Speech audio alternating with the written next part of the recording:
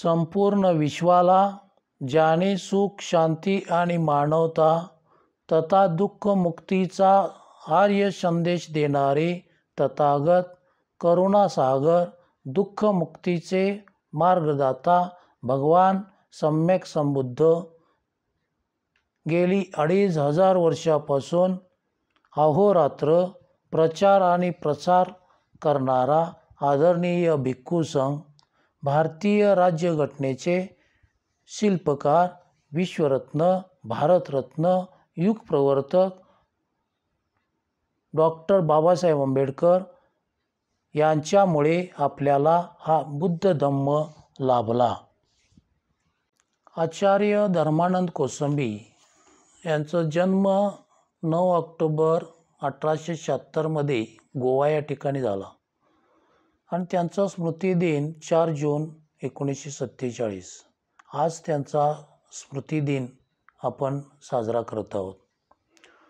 धर्मानंद कोसंबी हे तथागत बुद्धांच्या विवेकनिष्ठ जीवनमार्गावरचे चालणारे एक अनुयायी भाष्यकार, सत्य अन्वेषणासाठी संसार त्याग करणारे धुरंधर, पाली भाषा आणि बौद्ध धम्माच्या पुनर्जीवनासाठी झटणारे आणि बौद्ध धम्म समाजधर्म व्हावा यासाठी बौद्ध विहारांची स्थापना करणारे समाज संघटक आचार्य धर्मानंद कोसंबी. महाराष्ट्राच्या सांस्कृतिक उत्थानाच्या चळवळीस नव्हे तर भारतीय संस्कृतीस लाभलेलं हे अपूर्व असं व्यक्तिमत्व होतं.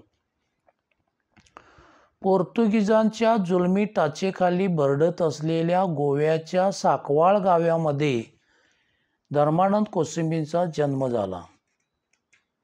त्यांची आई आनंदीबाई, वडील दामोदर. मडगाव, बारदेस या ठिकाणच्या शाळेमध्ये त्यांचं शिक्षण झालं. बेळगाव या ठिकाणी बहिणीच्या घरी शिक्षणासाठी आले. तथापि त्या ठिकाणी आजारी पडल्यामुळे शालेय शिक्षण खंडित करून मध्येच त्यांना गोव्याला जावे लागले. पुढं त्यांना वाचनाचा छंद जडला. तुकाराम महाराजांचे अभंग, तुकारामांचे चरित्र वाचून जगण्याची नवी उभारी काय असते, धैर्य काय असते हे त्यांना समजले. धर्मानंद कोसंबींचं वाचनामुळे, चिंतनातून त्यांना एक नवीन दृष्टी निर्माण झाली. ते लोकांना असे म्हणू लागले की सण उत्सवाच्या प्रसंगी देवस्थानापुढे वेश्या नाचवण्याच्या ऐवजी त्या पैशाचा खर्च शाळांच्या विकासासाठी व्हावा, व्यसनाधीनता नसावी, स्वदेशीचा अभिमान बाळगावा, अशा प्रकारचा विचार ते मांडत असत. शालेय शिक्षण घेतलेल्या धर्मानंद कोसंबीने स्वाध्यायानंच अनेक भाषांमध्ये ते पारंगत झाले. बौद्ध धम्माच्या विवेकनिष्ठ जीवनमार्गामध्ये त्यांनी पारंगतता मिळवली. 1900 सालामध्ये वयाच्या 25व्या वर्षी त्यांनी संस्कृत शिक्षणाला पुणे या ठिकाणी प्रारंभ केला. सोबत काही गोष्टी घेऊन, एक चादर, एक तांब्या असं घेऊन त्यांनी पुणे गाठले. त्या ठिकाणी बुद्धांचे चरित्र वाचून त्यांच्यामध्ये बुद्धांचा अभ्यास करायचा, अशा प्रकारची एक उर्मी त्यांच्या मनामध्ये निर्माण झाली. पुण्यामध्ये बुद्ध आणि त्यांच्या धर्माबद्दल नव्हे, महाराष्ट्रातच वाङ्मय काही उपलब्ध नव्हते. त्यावेळचे रामकृष्ण गोपाळ भांडारकर हे प्रार्थना समाजाचे नेते होते. धर्मानंदाने त्यांना सांगितले की आपल्याला संस्कृत शिकण्याची इच्छा आहे. धर्मानंदांची शुद्ध मराठी भाषा, त्यांची बौद्धिक प्रगती हे पाहून भांडारकरांनी त्यांना मदत करण्याचे ठरवले. आणखी त्या काळामध्ये गोविंद नारायण काणे यांनी केलेला लाईट ऑफ आशिया या ग्रंथाचा अनुवाद जगद्गुरू गौतम बुद्धांचे चरित्र वाचून धर्मानंद कोसंबींना बुद्धांच्याबद्दल अधिकच ओढ निर्माण झाली. भांडारकरांचा हेतू वेगळा होता. धर्मानंद कोसंबींना प्रार्थना समाजाचे प्रचारक करण्याचे त्यांनी ठरवले होते. पण धर्मानंदांना बौद्ध धर्माचा अभ्यास करावायचा होता. पण भांडारकर सांगत होते, बौद्ध धर्माची देशाला गरज नाही, त्यांचं वाङ्मय उपलब्ध नाही, त्यात पारंगतता मिळवून व्यावहारिक फायदा नाही. आणि अशा गोष्टी ऐकून धर्मानंदाने बुद्धाच्या मार्गावरून परावर्त करण्याचा प्रयत्न भांडारकरांनी केला. पण धर्मानंद आपल्या निश्चयावर ठाम होते. त्यांनी भांडारकराकडे राहण्यात काही अर्थ नाही हे जाणून त्यांनी पुणे सोडले आणि त्यानंतर त्यांनी भिक्षांदेही करत आपली शेंडी भादरून टाकली, जानवे टाकून दिले. स्वतःला समजायला लागण्यापासून ते कधी जातीभेद मानत नव्हते. एका ग्वाल्हेरच्या मित्राच्या सल्ल्यावरून ते काशीला जायला निघाले. पण त्यांच्या मित्राने सांगितले की काशीमध्ये तुला जर संस्कृत शिकायचं असेल तर तुला जानवे घालावेच लागेल, शेंडी ठेवावीच लागेल. त्या पद्धतीने या माणसाने शेंडी आणि जानवे घातली आणि धर्मानंद कोसंबी भिक्षा मागत शिक्षणासाठी हा कपलग्रस्त काशी या ठिकाणी पोचला. पण त्यांचा अंतिम हेतू बौद्ध धर्माचे ज्ञान घेणे हाच होता. धर्मानंद कोसंबीने काशीमध्ये वास्तव्य केलं. अगदी वस्त्रांचा अभाव, काशीमध्ये थंडी खूप, गरम कपडे नाहीत, रात्री अभ्यास करण्यासाठी दिव्यात तेल नाही, अशा अनेक हाल अपेष्टातून धर्मानंदाने संस्कृतीत शिक्षण घेतले. त्यांचे खरे ध्येय या बौद्ध धर्माचं माहिती मिळवणे, त्यांची सखोल माहिती घेणे एवढंच होतं. बौद्ध धर्माच्या ज्ञान लालसेने एका नेपाळी मित्राच्या सहकार्याने नेपाळ प्रवेशाचा पास मिळवून 1902 मध्ये फेब्रुवारी महिन्यामध्ये धर्मानंद कोसंबी नेपाळला गेले. त्यांचा प्रवास हा वर्गणी जमवूनच झाला. नेपाळमध्ये जाण्यासाठी त्या काळामध्ये आत्ताच्यासारखा पक्का रस्ता नव्हता. डोंगरदऱ्या चढून जावं लागायचं. बौद्ध धर्माच्या ज्ञानासाठी त्याने हा खडतर प्रवास केला. वाटेत अर्धा कच्चा भात खाला, आमसुलाचं पाणी प्याले. जेवण पायात जोडा नसल्यामुळे रक्ताळलेले त्यांचे पाय, सामानाचे ओझे घेऊन डोंगराची चढण, आंघोळीच्या नावानं फक्त शेंडीच धुवायची, कानाला पाणी लावायचं, अशा प्रकारच्या हाल अपेष्टा सोसत या मागासलेल्या गोव्यामधील गृहस्थाने नेपाळ गाठलं. बुद्धाच्या प्रेमासाठी आकर्षणापोटीच. नेपाळमध्ये बुद्ध धर्माची स्थिती फारशी चांगली होती असंही नाही. तेथील जे काही ब्राह्मण होते त्या ब्राह्मणांची बौद्ध स्तूपावर जरी दृष्टी पडली तरी स्नान करावे लागायचे.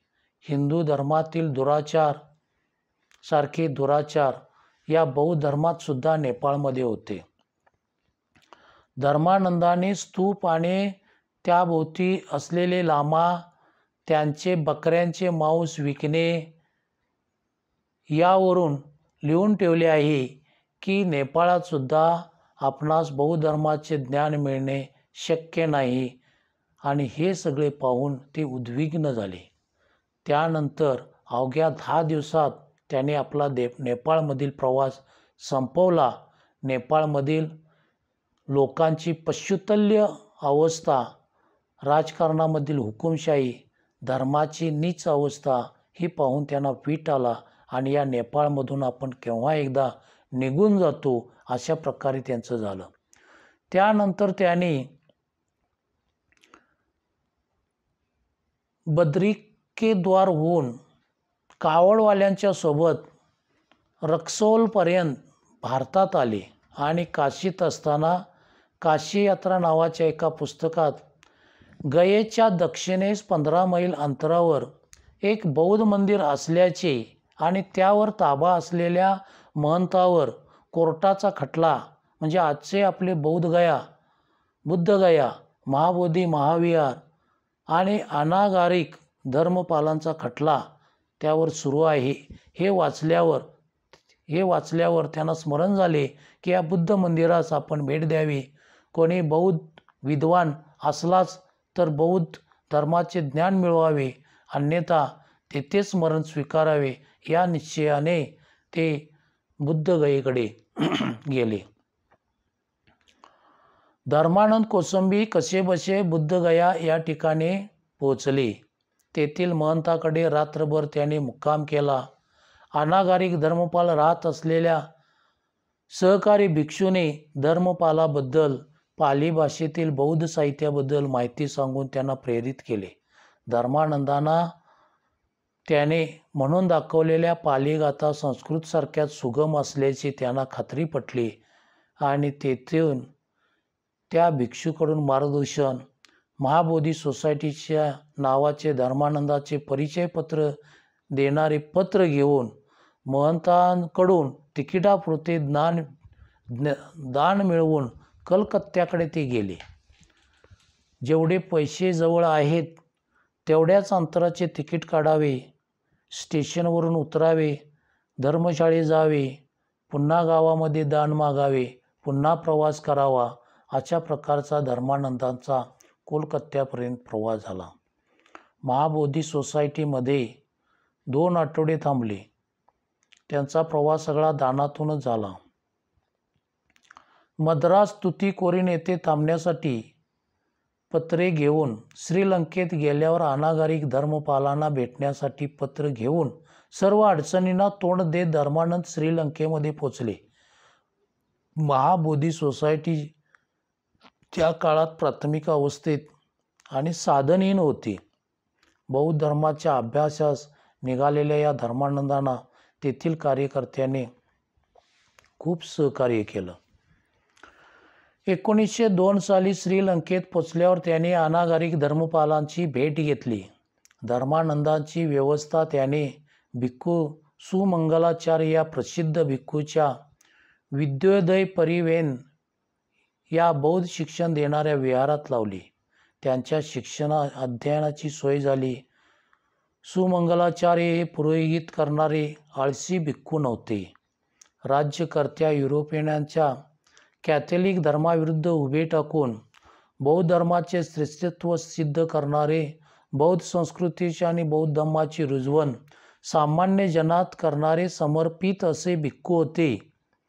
धर्मानंद वर्षभर त्या ठिकाणी श्रामणेर होऊन राहिले. त्यांची विहारात राहण्याची व्यवस्था तर झालीच, पण श्रीलंकेमधलं जेवण त्यांना काही मानवत नव्हतं. धर्मानंदाने बौद्ध धर्माचे आणि पाली भाषेचे अध्ययन केले. काही भिक्खूंना त्यांनी संस्कृतसुद्धा शिकवलं. श्रीलंकेत त्याने इंग्रजी भाषा शिकून घेतली आणि संस्कृतामधून धर्मानंदाने बौद्ध धर्मावर अनेक भाषणे श्रीलंकेमध्ये दिली. सुरुवातीस ते अनागारिक धर्मपालाबरोबरच लोकांच्या पुढे गेले. श्रीलंकेतील सर्व बौद्ध सांस्कृतिक स्थळे आणि तेथील समाजजीवन, रम्य वातावरण पाहून त्यांनी घेतले.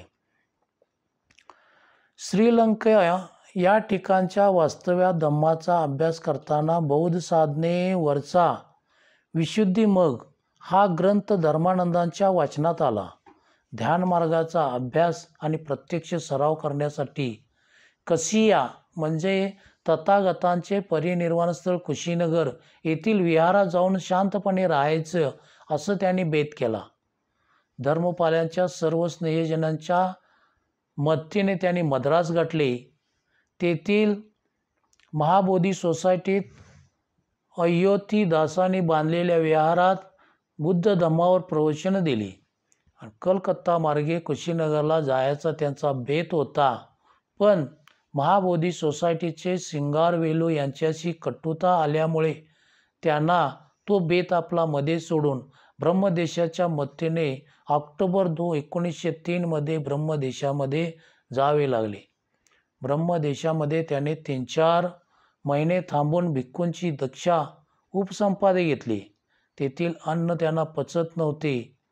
त्यांनी चितगावहून रंगूनमधील व्यापाऱ्याच्या आर्थिक मदतीने कलकत्ता या ठिकाणी आले आणि कलकत्त्याहून कोणाकडूनही मदत न घेता पायीच मुंबईकडे निघाले. मुंबईमध्ये आल्यानंतर त्यांनी वाटेमध्ये मुंबईसाठी येताना पैशाची व्यवस्था करण्यासाठी प्रवचने दिली. मिळालेल्या दानातून त्याने मुंबई गाठली. मुंबईहून पुढे काशीकडे धर्मानंद कोसंबी प्रवास करू लागले. कुशीनगरच्या स्तूपाजवळ असलेल्या धर्मशाळेत कधी झाडाखाली राहून त्यांनी ध्यान भावनेचा अभ्यास केला. सारनाथ आणि काही काळाने धर्मपालांच्या सूचनेवरून बुद्धगया या ठिकाणी राहिली. या बौद्ध स्थळांची अत्यंत शोचनीय अशी स्थिती होती. स्थानिक भारतीय लोकांचे त्याबाबतीत अज्ञान होते आणि तिथली बेपर्वाई पाहून धर्मानंदाचे मन विषण्ण झाले. त्याचप्रमाणे आपल्या हीनतेला, दारिद्र्याला ही समाज रचना कारणीभूत नसून आपल्या पूर्वजन्मातील पाप आहे अशा भावनेने पछाडलेले भारतीय लोक मानवी पातळीवर कधी येतील का नाही या विचाराने ते खिन्न होत. राजगृह, कुशिनारा, लुंबिनी, कपिलवस्तू, श्रावस्ती या स्थळास श्रद्धाभावनेने त्याने भेटी देऊन धर्मानंद पुन्हा ब्रह्मदेशास जाण्यास निघाले. ब्रह्मदेशातून कुशीनगर येथील ब्रह्मदेशी विहाराची व्यवस्था करण्यासाठी आलेल्या भिक्खू चंद्रमने त्यांना ध्यानसाधना करण्यासाठी जाण्याबाबत मार्गदर्शन केले. त्यांच्या प्रवासाची तरतूद केली. ब्रह्मदेशात मंडालेजवळच्या सगोई डोंगरात धर्मानंदाने ध्यानभावनेचा अभ्यास केला. ब्रह्मदेशामधले अन्न त्यांना मानवत नसल्यामुळे व स्वतः अन्न शिजवण्याची मुभा नसल्यामुळे धर्मानंदाने भिक्षू वेश व भिक्षू जीवन सोडले आणि कलकत्त्याला येऊन ते साधे गृहस्थी जीवन जगू लागले. कलकत्त्यामध्ये 1906 साली सुरू केलेल्या पाली भाषेचा अभ्यासक्रम शिकवण्यासाठी धर्मानंदाने सुरुवात केली. पाली भाषेचे ते पहिले अध्यापकच होते. सुरुवातीला त्यांना 4-5 विद्यार्थी मिळाले. त्या विद्यार्थ्यांना शिकवून हार्वर्ड विद्यापीठाच्या पदव्या मिळवण्याइतके धर्मानंदाने त्यांना अभ्यासात तरबेज केले. 1906 साली आशुतोष मुखर्जी यांच्या प्रयत्नाने स्थापन केलेल्या कलकत्ता विद्यापीठात पाली भाषेचे प्राध्यापकपद त्यांनी स्वीकारले आणि त्यासाठी त्यांना मासिक पगार 100 रुपये मिळत होता. बडोद्याचे सयाजीराव गायकवाड यांच्या आग्रहामुळे धर्मानंद महाराष्ट्रात येऊन पाली भाषेचे कार्य करू लागले. कोलकाता विद्यापीठाने त्यांचा पगार 100 रुपयावरून 250 रुपये केला होता. पण महाराजांनी देऊ केलेल्या 50 रुपये मासिक भत्त्यावर धर्मानंदाने काम करण्याची तयारी दाखवली. कारण मराठी बांधवांना बौद्ध धर्माचे आणि पाली भाषेचे ज्ञान देणे त्यांना अतिशय महत्त्वाचे वाटत होते. पहिल्यांदा त्यांनी बोरिवली, मुंबई या ठिकाणी थांबले. नंतर पुण्यास आले आणि त्याने मुंबई विद्यापीठात याच काळात पाली भाषेचा धर्मानंदाने अभ्यासक्रम सुरू केला. विशुद्धी मार्गाच्या बऱ्याच भागांचे धर्मानंदाने भाषांतर केले. पाली भाषेच्या व्याकरणाचे स्पष्टीकरण करणारी पुस्तिका संस्कृत भाषेतून त्यांनी लिहिली. तसंच सयाजीराव गायकवाड यांच्या सूचनेवरून बौद्ध धर्मावरची 5 व्याख्याने दिली. 3 व्याख्याने बुद्ध धर्म संघ या शीर्षकाने त्यांनी प्रकाशित केली. हे पुस्तक आजही 100 वर्षानंतर बौद्ध जनतेमध्ये लोकप्रिय असून धम्मज्ञानाचा ओनोमा असल्याप्रमाणे अनेक आवृत्त्यात ते प्रकाशित झालेले आहे. मुंबईमध्ये असताना त्याने स्वातंत्र्य चळवळीत सुद्धा भाग घेतला. पाली भाषेचे शिक्षण देणाऱ्या संस्था देशाच्या सर्व भागात सहभागी सुरू झाल्या पाहिजेत अशा प्रकारची त्यांची कार्य होतं, संशोधन अध्यापनाचं कार्य त्यांचं चालूच होतं. त्याने आपले उर्वरित जीवन स्वातंत्र्याच्या आणि लोकप्रबोधनाच्या कार्यास लावावे असे त्यांनी ठरवले. दांडी यात्रेमध्ये त्यांनी सहभाग घेतला आणि मुंबईतील कामगार वर्गाच्या सभा घेऊन समाजवादाचा प्रचारही त्यांनी त्या काळामध्ये केला. मुंबईत बौद्ध धर्म प्रचार आणि प्रसार करण्यासाठी धर्मानंदाच्या जीवित कार्याचा महत्त्वाचा भाग होता. मुंबईतील जीवनमानसात लोकमानसात धम्म रुजावा यासाठी त्याने परळ भागामध्ये एक बुद्ध विहार निर्माण केला. जगल किशोर बिर्ला यांच्या व श्रीमंत मंडळीच्या सहकार्याने स्थापन केलेल्या विहाराचा हेतू सामान्य बहुजनांचं उन्नयन हाच होता. त्यांचे नाव बहुजन विहार ठेवण्यात आले. नियमितपणे धर्मानंद बौद्ध धर्मावर त्या ठिकाणी व्याख्याने देत होते.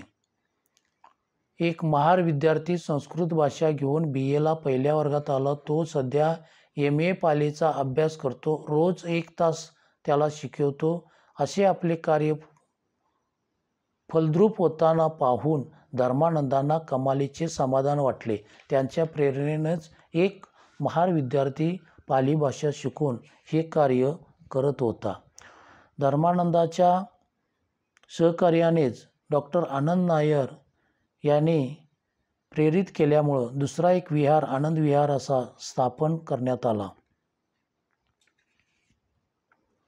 धर्मानंदाने जे लेखन केलंय त्याचा उद्देश सम्यक समाज सुधारणेचा पुनर्रचनेच्या कार्यास बौद्ध धम्माचा पाया असावा हाच हेतू होता.